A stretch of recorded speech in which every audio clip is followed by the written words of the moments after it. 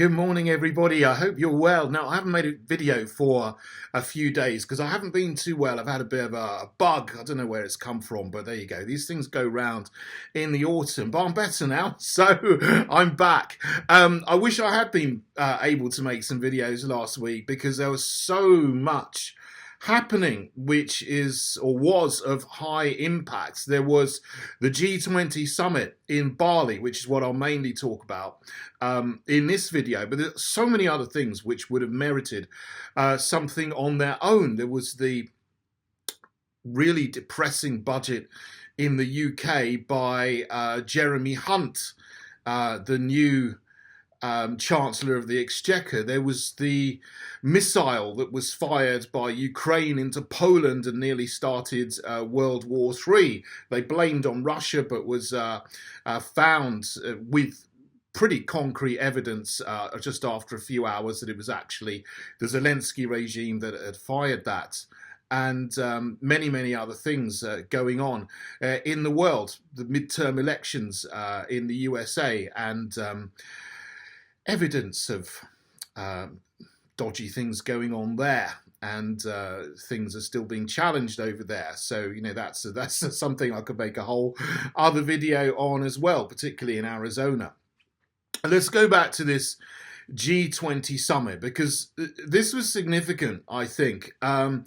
And the bizarre thing about this is that, you know, it's 20 countries. Okay, the leaders of 20 countries can get together as a group. They can call themselves the G20 and they can meet, and it's the countries in the world that have the largest economies. Okay, there's no problem with that. Everyone's free to do that. But what a lot of people noted, what I noted as well, was that there would seem to be two people there that were swanning around and just assuming equal status or even higher status than the presidents and prime ministers and chancellors of the countries that were there to be represented.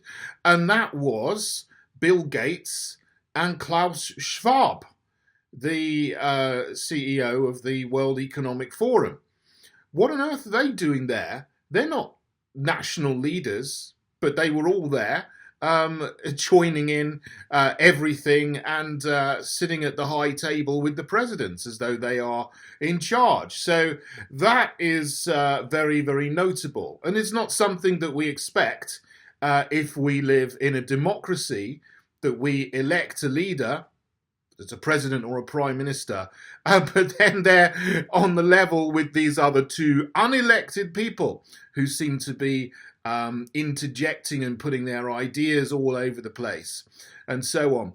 What came out of this conference last week was a whole document, and I've been talking about Agenda 2030 for many years, and people said, oh, that's a conspiracy theory and so on. It wasn't never a conspiracy theory. There's a whole document that's been published. It's a whole agenda. It's right out there in the open, and most nations who went to the Paris Climate treaty, no, it's the conference in 2015 and signed the Paris Climate Agreement, signed up to Agenda 20 in the UN 17 Sustainable Development Goals. It's all there for everybody to see. It's clearly not a conspiracy theory, which is what people sort of try to use to shout you down without any evidence if they haven't got any arguments when they're having a debate with you. But after this summit in Bali, the G20 summit, they published a whole massive document which was entitled, or the subtitled, the G20 Action Plan on the 2030 Agenda for Sustainable Development and the G20 Development Committees. So it's right there. What they were doing was discussing implementing Agenda 2030 in the nations that were represented, and also in the other nations that weren't represented, because obviously economically the G20 nations have, you know, control of 80% of the global economy. The other countries that aren't represented, almost in a way, they're affected one way or the other by the bigger economies because they want to trade with them and so on. So it's all about implementing Agenda 2030. What is this thing? Well, I read through the whole document, and I'm going to put a link to it in the box in the video. And I know a lot of people have written up comments about something that's very disturbing. Because one of the first things they go into in this document is what they call pandemic preparedness, or prevention, preparedness and resilience. They've got this whole new acronym for it, PPR, or PPPR, they're talking about now. And what they put in the document was they want to make shared technical standards to facilitate seamless international travel with digital and non-digital solutions. I'm paraphrasing what they put in there. But essentially, that means vaccine passports coming back and making it so that if you want to travel, there will be one global international system that will all be linked together that can check if you've been up to date with whatever injections the World Health Organization says that you need to have if they should declare a pandemic in the future. And we already know earlier in the year, separately, the World Health Organization tried to acquire to itself huge new sweeping powers over all the countries in the world that are members of the World Health Organization, which is just about every country, by changing their 2005 regulations in order to be able to declare an emergency or a pandemic whenever they want and take control of the health policies of the nations that are part of the World Health Organization. So these two things together, the World Health Organization, the G20, and their new pandemic preparedness, whatever it was, prevention, preparedness, and resilience schemes, are just wanting to bring back in these kind of vaccine passports for travel. It's right there in your face, and that's what they say they're wanting to do. I reject that, and I'm never going to get anything on any kind of app that will have my data and require me to have an injection to travel, even if I can't travel. That's what I did when they brought in these things in 2021 all over the place, but they've sort of been lifted now because people have pushed back against it. But obviously, these very powerful people in the G20 are all getting together to try to implement it again in some guise in the future. And it's all there in the document they published. So that's the first thing that is a main strand of what's in their outputs, pandemic preparedness. Then there's climate sustainability. Now, what that essentially means is getting rid of coal, oil, gas, petrol and diesel, all the things that work, and replacing them with solar and wind and batteries that will be powered up by solar and wind. The big problem of that is when the sun doesn't shine and the wind doesn't blow, solar and wind don't provide any energy whatsoever, and then you need to actually charge your batteries, your electric batteries, with diesel, and you actually burn more diesel or other things like wood in trying to get electricity for your electric batteries than if you just had diesel engines in the first place. The whole thing is absolutely balmy. If it wasn't so terrible in its impacts on the environment and the economy, it would be laughable, because it would just be something that is utterly stupid. You think some kid who hasn't thought this through, in the seventh grade or something, has come up with this idea, and you just say, no, this is really wrong. It's not going to work. But you've got all these leaders just pushing this climate sustainability, and then they want to dismantle everything that is an energy source, a power source that runs on oil, gas, coal, fossil fuels, etc. And we can already see they're talking about energy transitions as something good. There's one country that's had or implemented a full energy transition, and that's Germany. And it's not going very well for Germany, because what they tried to do is they wanted to, they closed all their nuclear power stations and tried to get their country to run entirely off wind and solar. And it doesn't work. And then they became reliant on Russian gas. And then Germany says, we're going to stop buying Russian gas. And what they're doing now is they're burning coal. But they're not allowed to burn coal under their energy transition because, and so they've totally broken all of the, the goals of their own energy transition, because that, solar and wind just doesn't do it. You just cannot run a country and an economy on solar and wind. But even though Germany is a complete abject failure, and it's been proven to be so, this G20 people, they still want to try to implement this in the rest of the world. It's absolutely and utterly insane, and it's not going to work. All it's going to do is make people cold, dark, and hungry. And lots of people will die because they don't have energy. There won't be diesel, so farmers can't plough their fields. So then there won't be food, which means that more people will go hungry and get malnourished and maybe die. Maybe that's what they want. But there we go. That's the second thing, which is a theme of the G20's output document. Then there's sustainable finance. This is to do with the Paris Climate Agreement, whereby in 2015,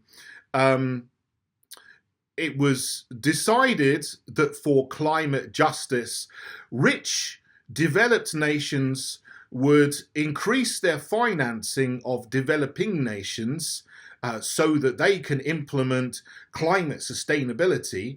They would send up $100 billion per year collectively to the poorer nations. So, Rishi Sunak, the new Prime Minister of the UK, unelected as a Prime Minister by his own party, but instated in a coup by MPs, a coup d'etat, and his the Chancellor, Jeremy Hunt, have just pledged billions and billions of pounds on this climate finance to developing nations, as has the United States, Germany, and other countries around the world, when Western countries are massively, massively in debt and just about to go under. So the whole thing is just completely ridiculous. Indebted nations have to borrow billions of pounds more to give to other nations so that they can chop down trees and put in solar panels, or chop down trees and put up wind farms. When actually, if they're actually concerned about carbon dioxide, I'm not, but if they were concerned about carbon dioxide, don't cut down trees, because trees absorb carbon dioxide better than anything that you can imagine. Solar panels and wind turbines don't absorb carbon dioxide. And if that's what you're really worried about, the worst thing you could possibly do is cut down trees and turn beautiful Greenland into black deserts of solar panels. But this is what climate or sustainable finance is going to do. The West or Western nations are going to spend hundreds of billions of pounds essentially in turning forests into solar panels, creating more environmental destruction on top of what's already been done. Absolutely and completely insane. It's like we live in idiocracy, to be honest. Then they're talking about the digital economy and developing the digital economy. That's the fourth strand of their document that is important to mention. So, of course, what they want to bring in are central bank digital currencies. That's not specifically mentioned, but that's what they're getting at. And they're talking about regulation of the cryptocurrency space, which is very convenient just after this big crypto exchange, FTX, went belly up because the person who was in charge of it, Sam, what's his name, Bankman-Fried or whatever, has taken billions and billions of pounds out of it and has just crashed its finances, making, a million or more people have lost thousands or tens of thousands or hundreds of thousands of pounds or dollars or euros in this crypto exchange. And a lot of people are up in arms because they've lost all their savings or whatever, and it's having massive ramifications in the real economy because this one rogue person who built this huge crypto exchange, was on the stage with Tony Blair and all these people at all these conferences around the global elite space and where they go, and now he's crashed it, and this then brings in calls for regulations of cryptocurrencies and so on. So they want to try to get control of this space. Now, cryptocurrency is not something that I'm particularly interested in. It's not something I mention much at all, but it's just something that, some people like it because it gives them freedom, as they say, or they think it gives them freedom to trade in a currency that isn't controlled by any national government. But then you've got the G20 then saying, well, we're going to try to regulate and take control of all the cryptocurrencies so that ordinary people won't be able to use them without the knowledge of the governments and the powers that be. That's their stated aim now. Whether that will happen or not, I don't know, but it's just an interesting thing. But obviously, of course, with the digital economy, what they do want is their own central bank cryptocurrency, if you like, or digital currencies. Of course, cryptocurrencies are digital currencies. They don't have any sort of paper or metal form at all. It's all done on your smartphone. So what the countries want to do is bring in their own digital currency, probably a global digital currency run by the Bank of International Settlements. Ultimately, that's what they would want to do, and then they can program it and monitor every single transaction that everybody does, and also tax every single transaction that anybody does. They want to get rid of cash totally. Good luck with that. I don't know how on earth they're going to do that in places like rural Nigeria, for example, where nobody uses anything but cash. So good luck with that. Well, no, not good luck with that. I don't want that to happen. But that's obviously what they want to do. So that's another theme of the G20's Agenda 2030 document. Then there's a very worrying thing. They start talking about agriculture, and they've created a new acronym here, food availability and affordability. Governments with Agenda 2030 are interfering very, very destructively in the food market and the food sector. And we see that particularly now in the Netherlands, where the government is trying to destroy the farming industry and essentially steal farms from farmers who have farmed the land for generations and are very, very efficient and produce huge amounts of food compared to the lands that they have. Dutch farmers are some of the best and the cleanest and most efficient farmers in the world, if not the most efficient farmers in the world. For such a small country, it's incredible. They are the second highest net exporter of food in the world. I think second only to the USA. So the government is trying to ruin and destroy the farming industry at a time when there is a global food crisis, completely fabricated because of the unnecessary war or conflict in Ukraine, which NATO powers seem to be determined to escalate into a real war because they're nuts, and also the insanity of climate alarmism, which is then forcing up the price of diesel in particular, so that everything is more expensive, and then that has a knock-on effect into fertilizer being more expensive and so on. At a time of a global food crisis, they are just exacerbating that by trying to close down farms. And then they got the gall and the cheek to come out and say, we are for food, affordability and availability. Well, what they mean by that is not that we're going to be able to carry on having affordable food that we've had in the past. They want to transform food into disgusting things like, you know, this stuff that comes out of these insect farms that they're building all over the place. And it is absolutely deplorable. And they need to just get out of our food supply and stop interfering in the food market and the agriculture sector. We need to, anybody with any, goodness, who's not a psychopath would just leave the farming sector alone. You don't try to close down farms and steal farms from farmers and reduce their output when there's a global crisis in food that's already been fabricated, but these people seem to be trying to do that.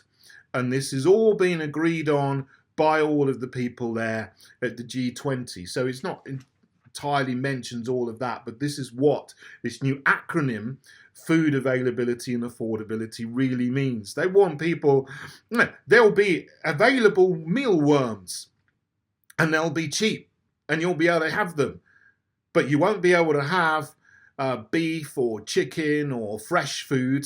They want everybody eating disgusting stuff that comes out of their frankenfood factories. And I totally reject that, and we totally need to reject all of their disgusting plans to change the human diet into these disgusting frankenfoods, which it seems that many of these people want to do. Finally, there's another thing in there that I'll mention. It talks about gender mainstreaming. And this is one of the 17 Sustainable Development Goals. They talk about gender equality. But when they talk about gender equality, they don't actually mean equal opportunities for men and women. They're actually talking about introducing transgenderism into the curriculum and equal outcomes for all genders, which go beyond men and women into 100 different things that you can say you are, and then you can be fluid in your gender, and if you feel like a different gender, then the health services of the country will be able to inject you or inject your children, if they say so, with puberty blockers and cross-sex hormones and all of these things. And children are to be encouraged to discover their own gender, rather than what's always happened in history is that you look and see what sex they are by their anatomy, and you say this one's a male, this one's female, that's it, end of story, no question. And that's sanity. The whole idea of gender mainstreaming and this whole gender theory that's going on is destructive insanity. But that's another thread of the G20 output document on implementing the Agenda 2030 Sustainable Development Goals. So the whole G20 conference is a conference of utter insanity. And it has been infiltrated by people who consider themselves to be on a higher level of power globally than national leaders. But all the national leaders anyway who were there, apart from one who wasn't there, the only national leader who wasn't there was President Putin. And President Putin stands against this insanity of gender mainstreaming. And I don't think he's for all this climate sustainability nonsense either, because he's a big producer of oil and gas, which is what we need to keep the world going. And certainly what Europe needs in the short term is to lift sanctions on Russia that say they're not going to buy Russian oil and gas and freeze everybody to death. Europe needs to lift the sanctions on Russia, start to buy oil and gas again, get the price of diesel down, get the price of energy down, rebuild the economies in the way that they've been built before, and they're all set up to run perfectly well on oil, gas, coal, diesel and petrol, and need to stop destroying and dismantling their own economies, as does the United States and Canada and Australia as well, and other such G20 countries that are ruining themselves.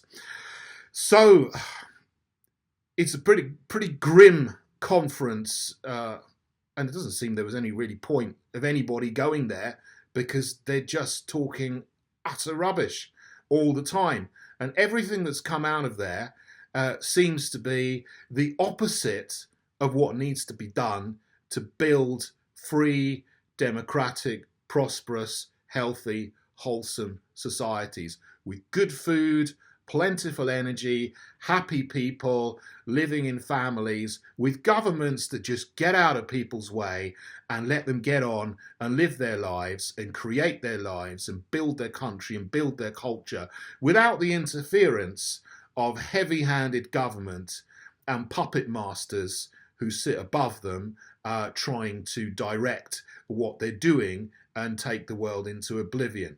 I reject that. We reject that completely. We're going to take over our nation again, and we're going to get out of these fora and systems that are trying to ruin our country, and recreate our country, or restore our country as a nation which is wholesome and prosperous, and with a government that acts for the people again. Thank you for watching. If you got to the end, sorry, there's a lot to say there because there's so much guff coming out of the G20. And there you go. As well as all the other things I said at the beginning, which I could do separate videos on. I'm going to have a big catch up this week and make videos about all of those things that I mentioned at the beginning: the budget, the Ukraine situation, the US voting situation, etc. And whatever comes up this week as well. Who on earth knows what new nonsense is going to happen this week? There was enough last week. Anyway, as I always say, please do subscribe to my channel below, because that really helps my channel to grow. Give me a thumbs up if you can. Share this, get everyone else to watch it. And please do join the Heritage Party if you're in the UK. We're building very nicely. Lots of people have joined in the last couple of months because it's become very, very obvious that the parties and the powers that be that occupy Westminster are not working for the nation or for the people. They're working for these globalist elites that hang around places like Bali and Davos and fly there in their private jets while trying to tell everybody else that we need to walk or cycle everywhere and stay stuck in our 15-minute neighborhoods in horribly depressing smart cities. Stuff that. Please come and join me in the Heritage Party for political resistance in the UK, and stand for us in the elections on the 4th of May, the local elections, and get involved, and let's take our country back and restore our nation. Okay, thank you everybody. God bless you all.